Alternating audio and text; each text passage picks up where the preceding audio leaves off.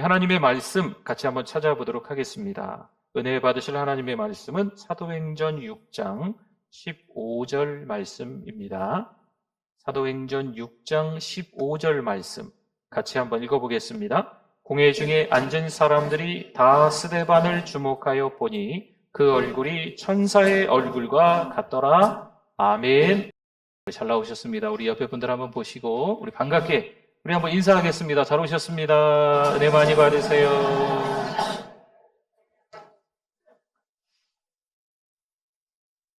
어떻게 사는 것이 잘 사는 것인지 2000년대가 이렇게 접어들면서 웰빙이라는 말이 전국적으로 유행했던 적이 있습니다.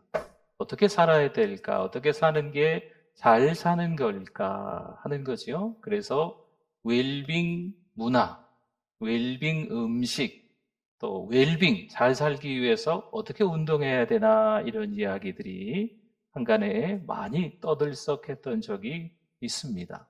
그러다 보니까 한 10년 정도가 이게 훌쩍 지나가면서 웰빙 잘 살기 위해서 그러면 웰다잉 잘 죽어야 될 텐데 잘 죽는 방법은 뭘까? 웰빙과 웰다잉이 함께 또 많이 유행했던 적이 있었습니다. 여러분, 우리가 인생을 살아가면서 어떤 삶을 살아야 빛나는 삶을 사는 걸까요? 어떤 인생을 살아야 성공적인 인생을 살았구나, 참 잘 살았네, 값진 인생을 저 사람 살았네 라고 이야기할까요? 높은 지위의 세상에서 올라가면 일까요? 아니면 넉넉한 재산이 있을 때 하는 말일까요? 너도 나도 할 것 없이 주변 사람들에게 인정받는 사람이 될 때, 그때 참 값진 인생을 살았구나, 빛나는 삶을 살았구나, 참 저 사람 잘 살았네, 성공적인 인생을 살았네 라고 이야기하는 걸까요? 여러분, 지금 이 말씀은 세상의 가치입니다. 더 높은 지위에 올라가기 위해서 열심히 사시는 것처럼 보이고 더 많은 소유를 가지기 위해서 부지런히 일하며 살아갑니다. 이 사람 저 사람 많은 사람들에게 인정받기 위해서, 눈에 들기 위해서 살아가는 모습들이 있는데 이것은 세상의 가치입니다. 그럼 교회에서 말하는 빛나는 삶은 뭘까요? 마가복음 9장 35절 말씀에 보니까 주님께서 이런 말씀을 하셨어요. 예수께서 앉으사 12제자를 불러서 이르시되 누구든지 첫째가 되고자 하면 무사람의 끝이 되며 무사람을 섬기는 자가 되어야 하리라 하시고 아멘. 교회에서 말하는 것은요, 섬김이고 헌신입니다. 하나님께서 말씀하시는 가치는요, 세상의 가치와는 정반대라는 거지요. 오늘 본문에 보면 스데반이라는 한 사람이 그 하나님의 가치를 잘 이루면서 살아가는 것을 볼 수 있습니다. 이 사람은요, 아무리 봐도 높은 위치는 아닌 것 같아요. 이 사람은 넉넉한 재산이 있었다라는 성경에서 아니면 역사가들이 기록한 내용들이 없습니다. 이 사람들이 모든 사람들에게 이 스데반이 인정받았다 이런 것도 사실 오늘 본문을 보면 아시겠지만 나오지 않습니다. 세상의 눈으로 보면 이 스데반의 삶은요, 실패한 인생, 루저, 별 볼 일 없는 인생 맞습니다. 그러나 하나님 앞에서 그는 거룩하게 쓰임받는 빛나는 삶을 살아간 줄 믿습니다. 스데반은요, 성령 충만한 삶을 살았어요. 하나님의 영광을 위해 자신의 목숨을 내놓을 정도로 헌신했던 사람이 이 스데반입니다. 그의 얼굴이 어떤 것처럼 빛났다고요? 천사의 얼굴처럼 빛났다라고 이야기할 정도입니다. 여러분, 진짜 빛나는 삶이란 그럼 뭘까요? 스데반의 빛나는 삶의 특징이 있어요. 바로 성령 충만입니다. 8절 한번 볼까요? 스데반이 은혜와 권능이 충만하여 큰 기사와 표적을 민간에 행하니 아멘. 여기서 은혜와 권능은요, 단순한 인간적인 능력이 아닙니다. 이것은 성령께서 스데반에게 부어주시는 능력과 은혜를 말하는 거예요. 한마디로 말하면 성령 충만이죠. 여러분, 성령 충만한 삶은 빛나는 삶의 시작입니다. 스데반의 삶은요, 스스로 능력으로 이룬 것이 아닙니다. 누가 주셨을까요? 성령께서 주시는 권능인 거지요. 그러면 성령 충만은 뭘까요? 성령 충만한 삶을 스데반이 살았다고 하는데 그게 빛나는 삶의 시작이라고 말하는데 그럼 성령 충만은 뭘까요? 컵이 하나 있는데 아주 조금 물이 들어 있습니다. 한 반 정도 찼네요? 가득 찼습니다. 그러면 이 물이 이 잔에 가득 찬 것처럼 성령이 조금씩 있다가 충만이 되는 걸까요? 이런 것을 이야기하는 게 결코 아닙니다. 성령 충만은요, 우리의 삶을 전적으로 하나님 앞에 맡긴다는 거예요. 내 삶의 주도권을 성령께서 가지고 있다는 거죠. 절대 주권이 하나님께 있음을 인정한다는 거예요. 매일매일 하나님의 인도함이 있어야 살 수 있다. 성령 하나님이 인도해 주셔야 살 수 있다라고 하는 게 성령 충만입니다. 우리가 매일같이 한 2가지는 그래도 기도해야 되지 않을까 자주 말씀드렸던 것 같아요. 첫째가 회개 기도입니다. 두 번째가 성령 충만을 위한 기도입니다. 어제는 성령 충만했는데 오늘은 아닐 수도 있어. 그렇기 때문에 날마다 회개하고 성령 충만을 위해서 저와 여러분들이 기도해야 될 줄 믿습니다. 성령 충만한 사람은요, 자신의 뜻이나 욕망이 아니라 하나님의 뜻에 순종하는 삶을 살아가는 겁니다. 보세요. 스데반은요, 성령 충만함으로 인해서 기사와 표적을 행하며 복음을 증거합니다. 그러나 여러분, 성령 충만한 삶이 단지 능력과 표적을 행하는 삶만을 의미하지는 않습니다. 성령 충만한 삶은요, 때로는 고난이 닥쳐요. 핍박이 있어요. 때로는 불의한 일을 경험하기도 합니다. 우리가 전혀 원치 않았던 그런 일들까지도 겪을 때가 있어요. 심지어 세상에서만 말하는 게 아니고 교회 안에서조차도 때로는 성령 충만한 삶을 살아가는데 말도 안 되는 황당한 일을 경험하기도 하더라고요.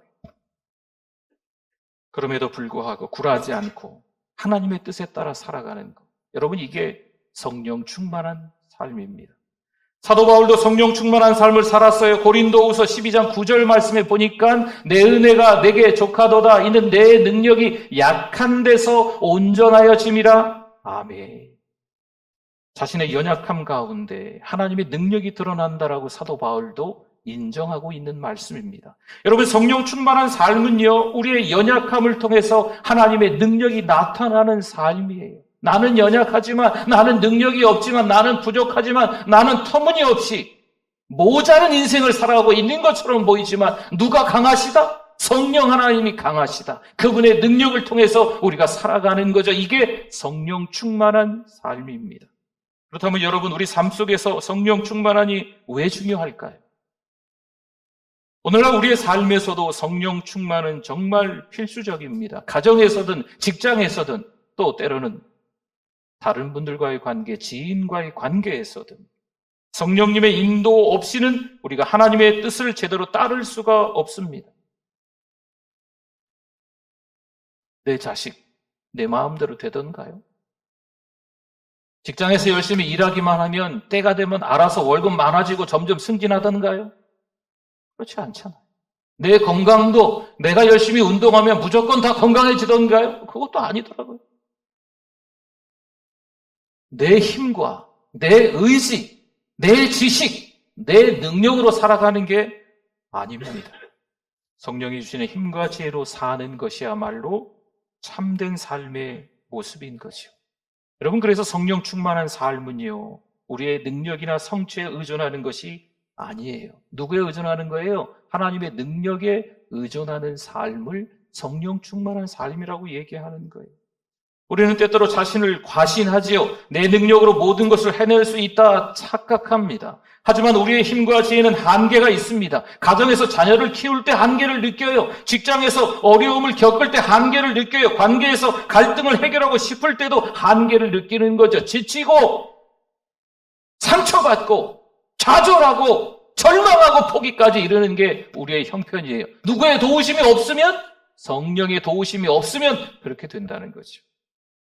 성령 충만한 삶은요, 우리가 힘들 때 성령께 의지하고 내 뜻을 내려놓고 하나님의 뜻을 구하는 삶입니다. 오늘 말씀에 나온 스데반처럼 말이죠. 우리의 삶에서 성령 충만이야말로 진짜 빛나는 삶을 살아가는 시작점입니다. 스데반이 그랬듯이 우리는 성령의 권능과 은혜를 구하고 그분의 인도하심을 따라 살아가야 될 줄 믿습니다. 여러분, 그런데 깜짝 놀랄 말이 있습니다. 성령 충만한 삶을 살아가면 탄탄대로가 돼야 하는데 성령께 모든 것을 맡기고 내 삶의 주도권을 하나님께 맡기고 절대 주권이 하나님께 있음을 깨닫고 믿고 의지하며 살아가며 모든 삶이 형통해야 되는데 여기 말씀에 보니까 스데반이 성령 충만했는데 그가 체계적으로 핍박을 받는 과정이 나와 있습니다. 9절에서 보니까요, 여러 사람들이 있어요. 구레네인, 알렉산드리아인, 길리기아와 아시아에서 온 사람들의 회당에서 스데반과 그들이 논쟁을 벌입니다. 스데반이 전한 복음이 그들의 전통과 신앙에 도전하는 것으로 여겨졌기 때문에 아주 신랄하게 서로 논쟁하는 장면들이 등장을 해요. 10절을 한번 볼까요? 스데반이 지혜와 성령으로 말함을 그들이 능히 당하지 못하여. 아멘. 이 논쟁에서 그 많은 사람들이 스데반을 이겼다? 아니에요. 이기지 못합니다. 그러자 그들은 스데반을 제거하기 위해서 더 극단적인 방법을 사용하기 시작합니다. 11절에 한번 볼까요? 사람들을 매수하여 말하게 하되 이 사람이 모세와 하나님을 모독하는 말을 하는 것을 우리가 들었노라. 아멘. 스데반을 모함하기 위해 사람들을 매수했다라는 기록이 있죠. 거짓 증언을 하는 거예요. 이때 당시에 모세와 하나님을 모독하는 말을 하는 것은요, 유대 사회에서 가장 큰 죄로 여겨졌어요. 꼼짝없이 스데반은 붙들려서 사내들인 공회로 끌려가게 되는 겁니다. 이 과정에서 스데반은 아무런 변명을 하지 않습니다. 자신이 무죄하다 주장하지 않아요. 그냥 끌려가는 거죠. 주님의 뜻을 따르는 삶을 선택합니다. 심지어 공회 앞에서 있는 동안에도 그의 얼굴은 모처럼 빛났다? 우고지상이 되었더라. 다 죽어가는 얼굴이 되었더라. 누가 봐도 금방 죽을 것 같은 얼굴이더라. 좀 심한 표현들이라 좀 죄송합니다. 그게 아니잖아요. 천사의 얼굴과 같았더라. 지금 70여 명 되는 사내들인 공회원들이 신랄하게 비판하며 공격하는 거예요. 여러분, 아예 작정하고 결과를 정해놓고 공격하는 것은요, 제가 몇 번 경험해 봤는데 대화가 안 됩니다. 말할 필요가 없어요. 그냥 가만히 욕먹으면 돼요. 그냥 뭐라고 하면 그냥 나 죽여주세요 라고 그냥 그러고 있으면 돼요. 근데 스데반 보세요. 뭐 얼굴과 같았더라? 천사의 얼굴과 같았더라. 지금 이 순간에도 이 시간에도 스데반은요, 하나님과 교제하는 중인 거예요. 성령 충만한 스데반은요, 이 신랄하게 비판하는 가운데, 공격당하는 가운데, 거짓 증거와 모함 가운데 여전히 하나님과 교통하고 있는, 교제하고 있는 거죠. 그러니 그의 얼굴이 천사의 얼굴과 같다고 말합니다. 스데반의 믿음은요, 고난을 겪을수록 더 빛났습니다. 세상의 기준에서 보면 스데반은 별 볼 일이 없어서 실패자이기 때문에 질질 끌려 지금 이제 꼼짝없이 죽을 인생처럼 보일 수 있습니다. 하지만 그건 세상의 가치고 세상의 기준인 것이요. 하나님 나라의 기준으로는 그렇지 않습니다. 성도 여러분, 고난이 우리 삶에서 왜 중요할까요? 고난은 우리 삶에서 때론 피하고 싶은 현실일지 모릅니다. 물론 맞습니다. 저도 고난 싫어요. 그런 모함, 거짓 증인, 이런 거 제가 겪어봤지만 이거 말도 안 되게 싫습니다. 아주 끔찍할 정도로 싫습니다. 하지만 오히려 그러한 시간들을 통해서 우리의 믿음이 빛나는 삶으로 나아가는 과정임을 저 여러분들이 인생의 여러 시간들을 통해서 겪으신 줄 믿습니다. 그리고 알고 계시잖아요. 베드로전서 1장 7절 말씀에 보니까 너희 믿음의 확실함은 불로 연단하여도 없어질 금보라도 귀하여. 아멘. 거기까지 봅시다. 우리의 믿음은 고난을 통해 연단되고 더 순수하게 빛날 수 있는 줄 믿습니다. 스데반이 받았던 극심한 핍박은요, 그를 하나님 앞에서 더욱 순결한 믿음의 사람으로 만들어가는 거예요. 지금까지도 이 스데반 이야기를 하잖아요. 사도 바울은 고린도후서 4장 17절에서 이렇게 말합니다. 우리가 잠시 받는 환난에 경한 것이, 보세요, 잠시 받는 환난이라고 나오죠. 지극히 크고 영원한, 지극히 크고 영원하다고 나오네요. 영광에 중한 것을 우리에게 이루게 함이니 아멘. 고난은, 환난은 잠시라는 거예요. 그러나 하나님께 가서 받는 영광은 어떻다? 영원하다. 여러분, 어떤 게 더 좋은 거예요? 잠시 받는 환난이 아니면 영원한 영광에 이르는 게, 여러분, 우리에게 어떤 게 더 좋은 걸까요? 우리의 삶 속에서 크고 작은 고난을 겪습니다. 가정에서, 직장에서, 지인과의 관계에서, 심지어 교회 안에서조차도 그런 일들이, 예상치 못한 고난이 신앙으로 살아가는 우리들에게 찾아올 수 있습니다. 그럴 때 스데반처럼 우리의 믿음이 흔들리지 않고 오히려 더 빛날 수 있도록 어떻게 할까요? 성령의 도우심을 구해야 될 줄 믿습니다. 아이고, 나 상처받았어. 교회 다니다가 상처받았어. 내가 더 이상 교회 가나 봐. 또 교회는 또 열심히 오시는데 교회에 와서 내가 뭘 섬기나 봐. 죽었다 깨어나도 더 이상 안 섬길 거야. 깊은 상처를 받으신 거죠. 너무 속상한 일을 경험하신 거예요. 여러분, 그러지 마시고 이때 뭘 기도해야 된다고요? 성령님의 도움을 구해야 될 줄 믿습니다. 그렇죠? 힘들고 어려운 일이 사람들 사는 곳에 가면 다 있더구만요. 그런데 그때 성령의 도움으로 인해서 다시 일어나는 거죠. 오히려 그 고난을 통해서 우리의 믿음이 다듬어지는 거예요. 갓난아이처럼 살았지만 이제는 영적 어른이 되어가는 과정을 경험하는 거죠. 스데반의 믿음과는 대조적으로 요나는 하나님의 부르심을 받고도 처음에는 두려움이 찾아와서 그 고난을 피하려 합니다. 그러나 요나 역시 고난 가운데서 하나님께 순종하죠. 아시는 것처럼 요나는 큰 물고기 뱃속에서 하나님을 부르짖고 그곳에서 자신의 불순종을 철저히 회개합니다. 절망 가운데 이르러서야 요나가 정신 차립니다. 반면 스데반은 고난 가운데서 처음부터 끝까지 굳건하게 하나님의 부르심에 순종합니다. 요나는 고난을 통해 순종의 삶을 회복하지만 스데반은 처음부터 고난을 맞이하며 담대하게 복음을 전하는 모습이 있습니다. 이처럼 우리는 고난을 두려워하기보다는 그것을 믿음의 기회로 삼으실 수 있기를 부탁드립니다. 스데반은 고난 중에서도 그의 믿음을 잃지 않아요. 오히려 그의 믿음이 이 핍박 가운데서, 고난 가운데서 더 반짝반짝 빛나는 삶. 15절에 나왔지만 어떤 삶이에요?